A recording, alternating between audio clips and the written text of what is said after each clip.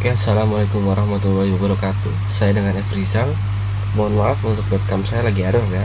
Mudah-mudahan minggu depan sudah benar webcamnya. Oke, di sini saya akan membacakan tentang etika, moral dan hukum bab 1 ya, yang disusun oleh SI dan Nuraida Habibah.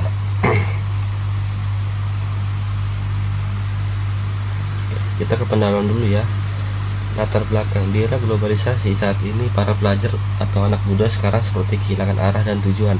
Mereka terjebak pada lingkaran dampak globalisasi yang lebih mengedepankan sikap tidak peduli, akan tetapi lebih mengarah pada sifat anarkisme. Bahkan banyak masyarakat yang menganggap generasi muda sekarang ini tidak memberikan pengaruh positif sebagai seorang yang terpelajar. Faktor dari kemajuan teknologi dan informasi serta masuknya pengaruh kebudayaan barat yang masuk ke Indonesia secara bebas menyebabkan kemerosotan etika moral para generasi muda saat ini. Hal ini tentu saja sangat cepat berpengaruh pada diri mereka, baik itu dilihat dari sopan santun dalam berperilaku, gaya bicara, serta sikap toleransi, menghormati dan menghargai orang yang ada di lingkungan sekitar, sehingga nilai-nilai Pancasila tidak lagi dijadikan sebagai pedoman hidup generasi muda Indonesia saat ini. Hukum pada dasarnya harus sesuai dengan nilai-nilai luhur bangsa yang bersangkutan. Perkembangan masyarakat yang sangat cepat dan pengaruh globalisasi menuntut adanya hukum acara perdata yang dapat mengatasi persengketaan di bidang perdata dengan cara efektif, efisien, sesuai dengan asas sederhana, mudah, dan biaya ringan. Oke, yang kedua adalah bab kedua, pembahasan definisi etika dan mengapa mahasiswa perlu dan penting untuk bertindak sesuai dengan kode etik. Jawabannya adalah etika adalah ilmu pengetahuan yang berhubungan dengan upaya menentukan perbuatan-perbuatan yang dilakukan oleh manusia untuk dikatakan baik atau buruk. Dengan kata lain, aturan ataupun pola-pola dari tingkah laku yang dihasilkan oleh akal manusia. Karena agar mahasiswa mampu untuk mengontrol pribadi dan dapat mengetahui dan membandingkan moral-moral yang ada di masyarakat. 2. Perbedaan etika, hukum, dan moral. Perbedaannya ialah kalau etika muncul dari kebiasaan tingkah laku yang dianggap baik di masyarakat, sedangkan hukum itu dibuat oleh manusia yang terkadang mementingkan sebuah pihak, dan moral berasal dari hati nurani tiap manusia. Mengapa etika bisnis menjadi sangat penting? Karena untuk memudahkan penerapan etika perusahaan dalam kegiatan sehari-hari, maka nilai yang terkandung dalam etika bisnis harus dituangkan ke dalam manajemen. Apa yang harus dilakukan oleh sebuah organisasi untuk menyempurnakan etika bisnis organisasi? Yang harus dilakukan oleh sebuah organisasi dan untuk menyempurnakan etika bisnis organisasi ialah harus mempunyai prinsip untuk menjalankan dengan prinsip otonomi, kejujuran, loyalitas, dan integritas moral. Dengan adanya prinsip-prinsip tersebut menjadi dasar dalam karyawan bertika dalam suatu perusahaan. Tujuan pembelajaran ini adalah mampu memahami definisi dan perbedaan etika, hukum, dan moral. Aktivitas pembelajaran, diskusi kelompok tentang perbedaan etika, moral, dan hukum. Pembagian kelompok sosialisasi, pembagian kelompok presentasi. Etika dan moral. Definisinya, etika tidak lain adalah aturan perilaku, adat, kebiasaan manusia dalam pergaulan antar sesama, dan menegaskan mana yang baik, mana yang buruk. Asalnya adalah faktor eksternal sistem sosial.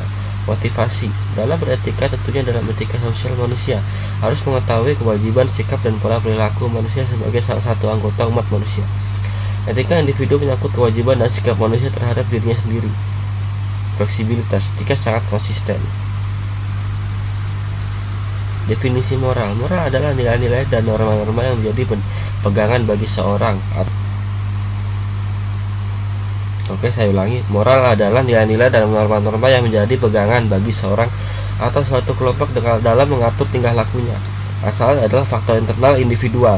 Motivasi. Dalam memotivasi moral sebagai umat manusia, tentunya kita harus mengikuti norma-norma yang ada di setiap jenjang kehidupan sehingga dapat menciptakan tingkah laku yang baik. Fleksibilitas pada dasarnya bersifat konsisten meskipun dapat berubah jika keyakinan seorang berubah. Sejarahnya adalah bila etika berasal dari Yunani, maka moral itu berasal dari bentuk tunggal kata moral, yaitu mos, sedangkan bentuk jamaknya itu memoras yang masing-masing punya arti yang sama, itu kebiasaan adat. Definisinya, etika tidak lain adalah aturan perilaku, adat, kebiasaan manusia dalam pergaulan antar sesama dan menegaskan mana yang baik dan mana yang buruk. Definisi hukum. Himpunan peraturan-peraturan pemerintah, perintah, dan larangan-larangan yang mengurusi tata tertib suatu masyarakat dan harus ditaati oleh masyarakat tersebut. Hukum berisi sanksi yang tegas bagi mereka yang melanggar.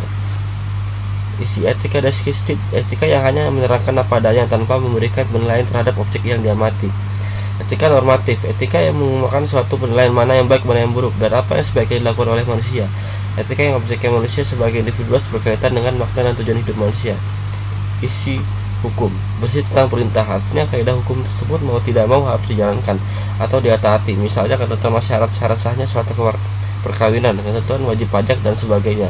Berisi larangan, yaitu ketentuan yang menghendaki suatu perbuatan tidak boleh dilakukan, misalnya dilarang mengambil barang milik orang lain. Etika sosial, etika yang memberikan cara tingkah laku manusia sebagai makhluk sosial dan hubungan interaksi dengan manusia lain, baik dalam lingkup terkecil, keluarga, hingga terbesar bernegara. 2. Berisi perkara, yaitu ketentuan yang tidak mengandung perintah dan larangan, melainkan satu pilihan boleh menggunakan atau tidak, namun bila digunakan akan mengangkat bagian mengurangnya. Etika dibuat oleh sosial masyarakat dan hukum oleh negara hukum. Hukuman, sanksi ini diberikan untuk masyarakat sendiri tanpa melibatkan pihak berwenang. Pelanggaran yang terkena sanksi sosial biasanya merupakan kejahatan kecil ataupun penangkalan yang dapat dimaafkan. Dengan demikian hukuman yang dimakan oleh masyarakat. Hukum, sanksi ini diberikan oleh pihak berwenang.